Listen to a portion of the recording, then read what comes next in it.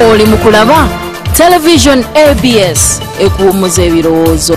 Ono ekigudde wani mu Gyako Akawuuwo nga kutuusibwako. Hajat Slight owa Byansi Herbal Research Center akoledde eddagala nga Quick Relief Volume 1 eri abatawanyizibwa brusela, pressure, sukali, abaami abanafu mu nsonga z'amaka. Quick Relief Volume 2 eri abatawanyizibwa enziko, abakyala abatazaala, kandida, okukosa ne bannabukalu, oyagala kola hips, kabina oba ntumbwe, byonna bikolako.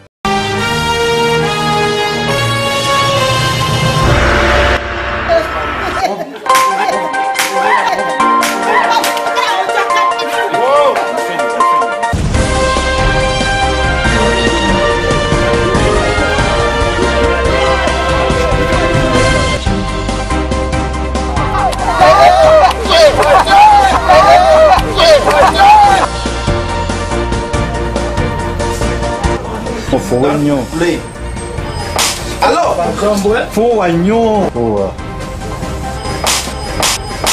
Are you playing?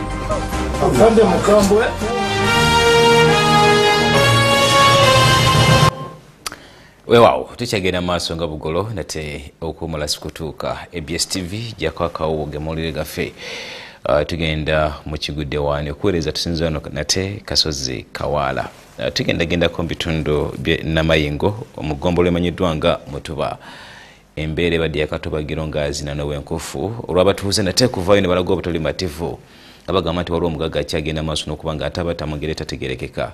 Bano bagamba nti newankubadde ebitongole ebikuumaddembe bivusa kyesitikidde muzigo mu ttimpa mugenda maaso n'okuba nga ate bitiiti by'omugagga ono nabo kwe kusalawo kwekalakaasa era nga kino kiwaliriza poliisi ssaako n'amagye okujja okukakanya embeera naddala ku mugagga amanyiddwa nga Wanyama Boy.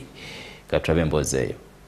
Kigudde wani? Poliisi wamu n'amagye bazambalidde ku mugongo nga nswayo gayoga mu ggombolola y'e Mutumba mu disitulikiti y'e Namayingo okukakanya abatuuze abadde beefunyiridde okwokya ebintu bya mutuuze munnaabwe ayitibwa Wanyama Boy gwe balumiriza okubeera emabega w'enfa y'abantu abatali bamu mu kitundu kino.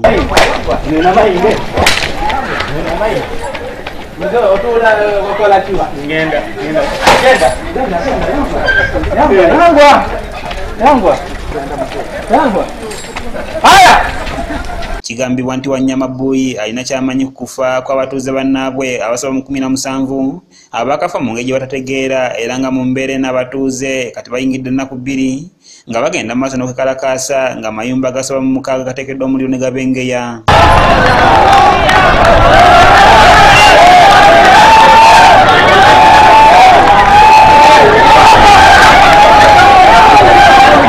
Okusinziira ku byetufunyeeko waliwo omuvubuka ayitibwa Bwire Robert eyali omukozi w'omugagga ono mu bbaala eyitibwa White Pub Guest House eyasangibwa ng'attiddwa mu kiro ekyakeesa ku Lwokutaano lwa Ssabbiiti ewedde era ng'omulambo gwe gwasangibwa kumpi n'ebbaala eno nga n'okufa kw'abantu abalala kwe kuviiriddeko abantu okutandika okwegugunga. Omugagga omu gwe bayita Wanyama Boy omugagga oyo atera nnyo okutta abantu kati wenjogera yakata abantu 17 era wenjogera sawa zino kati bagenze uwe bakumyeko omuliro ku mayumba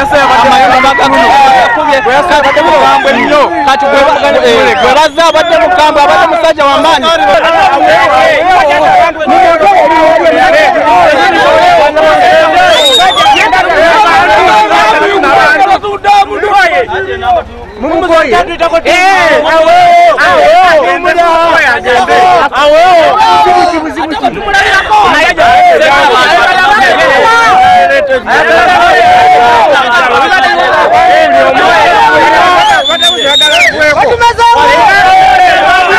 Bano tebakomya ku kyako ky'amayumba g'omugagga ono wabula n'enguudo mu kitundu kino nazo ziggaddwa.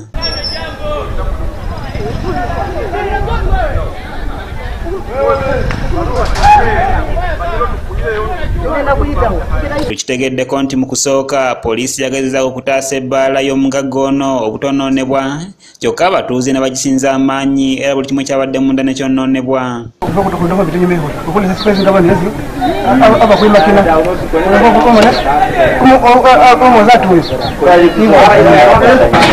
Wetwogerera bino ng'abatuuze bayingidde olunaku olulala nga bakyegugunga era kati amagye okuva mu disitulikiti y'e Busia nago gayingiddewo ne gata ku poliisi omu kitundu kino okukakanya embeera eno. Wabula n'omugagga ayogerwako Wanyama Boy na buli kati mpaawo omuntu amanyi mayitire ge era tewali amanyi gyali. Kanyike Kevin yakusakidde eggulire lino ku lwa ABS Television.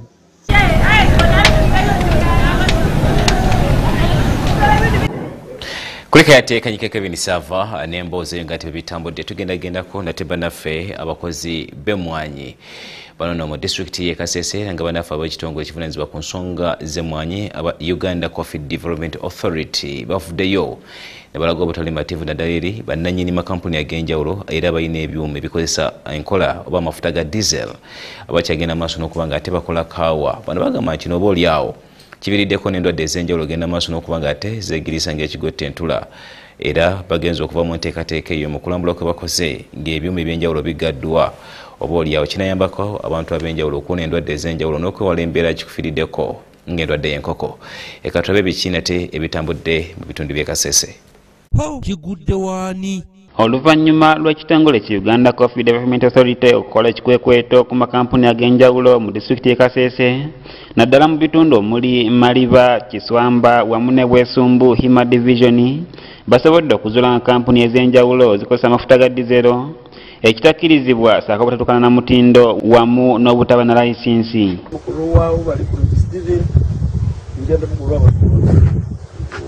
Kubanza tukarwa n'omundu ayikaneka hesi oyo akangayikayirwa mu mwenyi mu buto kemwe. Sinzira ku mukungu mu by'okulima emmwanyi mu buvanjuba Stephanie Balikulungi okuva mu kitongole kya Uganda Coffee Development Authority agamba nti bingi ku bizimbe bya kampuni zino tebitukanya na mutinda wamu n'engeri ebyuma gye bikozesebwamu ey'obulabe, causing the whole lot to smell diesel, which our consumers detest. And that's the reason we discourage putting up such small factories. Ono agamba nti kaawa afulumizibwa okuva mu byuma bino ebikozesa dizero omugaso gwe gukendeereje bulamu bw'omuntu ng'eno nno y'ensonga lwaki mangi ku makolero gano basitukiddemu okugaggalawo. We need a factory driven by a diesel engine and the whole flow and the structure is bad. Lisa Lusesa ng'ono manager mu kitundu kino agamba nti dizero bwe yeetabula ne kaawa ng'omutindo gufa era naawe abalimi amagezi okukomya okupangisa abantu okunoga emmwanyi zaabwe kubanga banogeramu neeza ezitannaba kwengera saako n'okwonoona ekimuli ekiviirako abalimi okufiirizibwa. Agenda n'ayiika mu mmwanyi ezo emmwanyi ne zibeera nga ziwunya amafuta ebyo byonna bitta omutindo gwaki ogw'emmwanyi ate nekiya tetwagala mwongere bintu mu mmwanyi ng'amayinja ng'obukuta kubanga ebyo byonna bitta omutindo gw'emmwanyi. Oluzi emirundi egisinga bw'otunda ekimuli gw'okiguziza yetafa ku nnimiro yo afa kutwala ziri emmwanyi eziriko n'ajja n'awulula bw'awulula akufiiriza sizoni 2 sizoni eno gyawululiddemu omanya obuzito obutono togenda kufuna nga bwe wandifunye aye n'ekimuli ekyandibadde kya sizoni ejja nakyakola ki kigenderako. N'olwekyo tubakubiriza emmwanyi muzirabirire bulungi muzirinde zengere bulungi mulyoke munoge emmwanyi nga mmyufu. Ssentebe w'abasuubuzi mu Kasese agamba nti sizoni 2 emabega basobodde okufuna omutindo gw'emmwanyi omulungi kubanga abalimi basobodde okunoga emmwanyi ezengedde ate ne bazaanika ne zikala. These last seasons we had poor quality coffee because our people were sun drying on bare ground, we were having wet coffee, but as we had UCDA campaigns, frequent campaigns, people have slightly improved. Robert Kule yakusakidde eggulire lino ku lwa ABS Television. Wow, kulika yate Robert Kule n'emboozi eyo mu bitundu byeyo. Tugendagendako nate wano mu kibuga Kampala wenyini wetuli yavuddeko nankulu w'ekibuga Kampala omukyala Jenifer Simakula Musisi yakinoganya ngenda kusoma mwezi 15 Desemba tagenda kuba nga ate yeyongerayo n'okukola emirimu gye nga ali mu yafisi ya KCCA mu ngeri y'ekiti ekitava kusenjegera oba olyawo kifuuka kya Wankindu nate bakansala ku mitendera egy'enjawulo bavuddeyo ne bawa endowooza zaabwe nga balaga lwaki omukyala Jenifer Simakula Musisi yasalawo okuba nga atalekulira obukulembeze mu kitongole kya KCCA.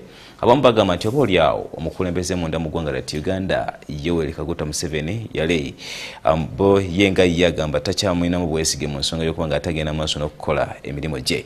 Katulabe nate bammeeya ne bakansala b'enjawulo nga bakubaganya ebirowoozo ku nsonga eyo. Gyako Akawuuwo. Ng'ennaku z'omwezi 15 omwezi guno gwe tulimu, Nankulu wa Kampala Jenifer Musisi yategeeza eggwanga nga bw'agenda okulekulira emirimu gy'okukulembera ekibuga kino, ekintu kyaleka bannakampala abawerako nga beewuunaganya olw'omuntu okusuulawo omulimu buli omu gwe yandiyagaliza, kyokka ye n'ategeeza nga bwe kiri eky'obuntu okulekulira ku mulimu newankubadde nga bangi bakiraba nga kive era nga wano mu ggwanga abasinga balinda kufiira mu ofiisi zaabwe. Ky'omuntu okumala emirimu oba okulekulira oba okufa oba okugobebwa bibeerawo ng'ekitundu ku bulamu bw'abantu abakola emirimu. Waliwo ensi zentera okuwulira ennaku zino kumpi buli wiiki wabeerawo alekulira. Twakuba mu Uganda ndowooza teba tekibaddeemu. Ronald Nsubuga bali mu ezo ng'ono ye mmeeya wa divisioni y'e Nakawa agamba nti Jenifer Musisi yakoze kino oluvannyuma lw'okulaba nga pulezidenti takyamwesiga era nga yatuuka n'okumuteekako minisita Betty Kamya oluvannyuma lw'okulaba ng'obuwagizi bwa NRM bukeeye mu kibuga olw'emirimu gya Jenifer. Kusengula abantu abali ku nguudo, n'ajja abatembeeyi ku nguudo, n'amenya obuzumba bw'abantu, n'amenya abaakuleirwe nga ate abo bennyini be balonda mwami Museveni. Akalulu ka mwami Museveni kaafa kaagwira ddala ebitundu 200%. Nti okusooka nga mwami Mukyala Musita nabakujja mwami Museveni yafuna obululu emitwalo 18. Charles Musokese Runjoji ng'ono ye mmeeya wa Kampala Central agamba nti oluvannyuma lwa Jenifer okulaba nga tasiimiddwa ku mirimu gy'akoze nga babadde bagenda bugenzi mu maaso na kumunenya olw'ensobi z'abadde akoze entonotono tasobodde kugenda mu maaso na mulimu guno. Waliro Kiruddu yagikola ery'ekawempe yamuwona okukola obutale ng'akayewandegeya enguudo ezikubiddwa kolansi wamu n'ebitaala n'ebirala bingi byagezaako okukola. Naye ate yamala ng'akamala omuwana ate ku mulundi guno n'agamba Jenifer Musisi yandeetedde okuba nti sifuna bululu mu kibuga era abantu mu kibuga tebanjagala Jenifer obubi era enkola. James Kakoza kansala wa Kamwatatu kya Kyeri agamba nti kifo Jenifer kyaweerezaamu kyetaaga omuntu nga talina kyekubiira mu by'obufuzi nga lw'osobola okuweereza ne weewala enkongo okuva mu bantu. Nga Jenifer Musisi we yajja naye baleeta politician sikiwagira naye baleeta politician wabula baleeta politician bajja muvuga era bajja mubuza bingi.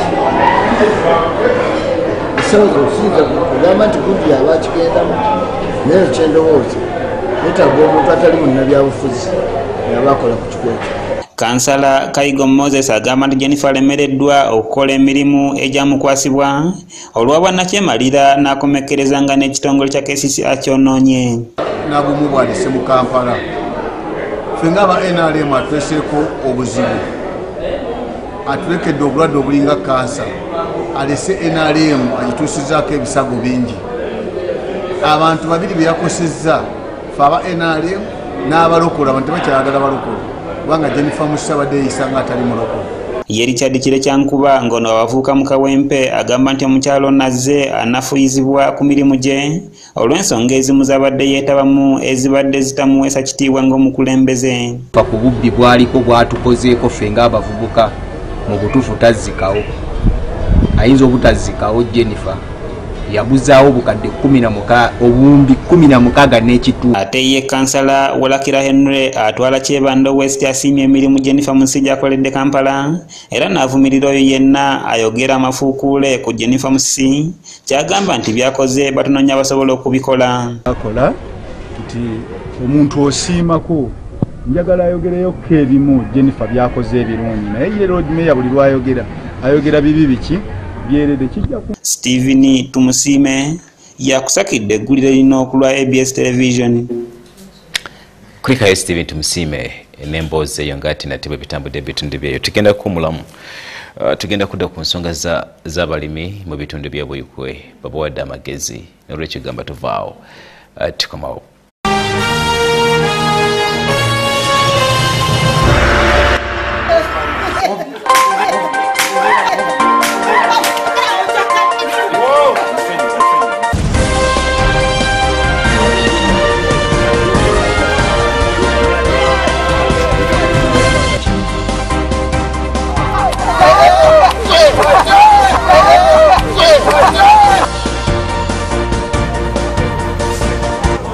Fuwa nnyo.